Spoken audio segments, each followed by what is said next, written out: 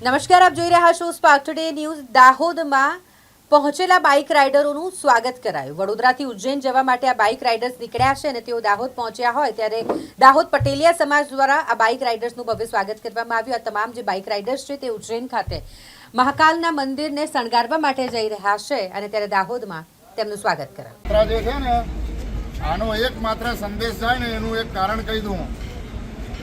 पाश्चात्य पश्चिमी संस्कृति आपणो देश मेरा देश बदल रहा है। આપણે એમાંથી બહાર નીકળીને આજની તારીખે આજે સવારે હું સમાચાર જોતો હતો ને તો વૃંદાવનમાં બાકે બિહારી મંદિરમાં એક મહારાજશ્રીએ અપીલ કરવી પડી હતી 5મી તારીખ સુધી કોઈ વૃંદાવનમાં આવશો નહીં। અયોધ્યાની અંદર પણ અપીલ કરવી પડી।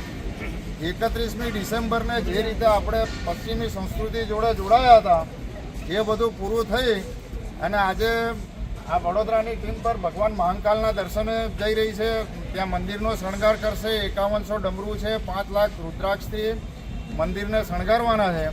તો આ એક આપણે જે સંસ્કૃતિ છે તો સનાતની તરફ વળીને જે સંસ્કૃતિમાં વળી રહ્યા છે એ જ આપણો વિજય છે। મારી તો બંને મિત્રોને શુભેચ્છાઓ છે કે હંમેશા આવું કાર્ય કરતા રહો ને આની અંદર સનાતનનો પ્રચાર થાય ને એનો જય જયકાર થાય અને ફરીથી આપણે વિશ્વની અંદર ત્રીજી આર્થિક મહાસત્તા તો બનવા જઈ રહ્યા છે।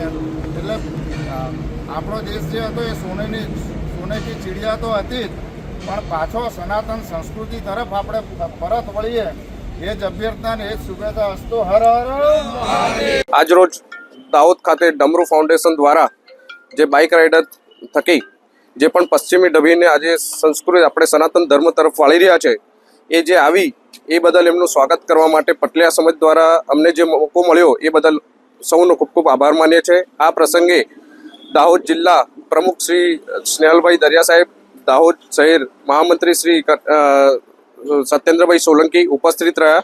એ બદલ એમનો પણ ખૂબ ખૂબ આભાર માનું છું અને તમામ ટીમને ખૂબ ખૂબ અભિનંદન પાઠવું છું આના માટે। હર હર મહાદેવ।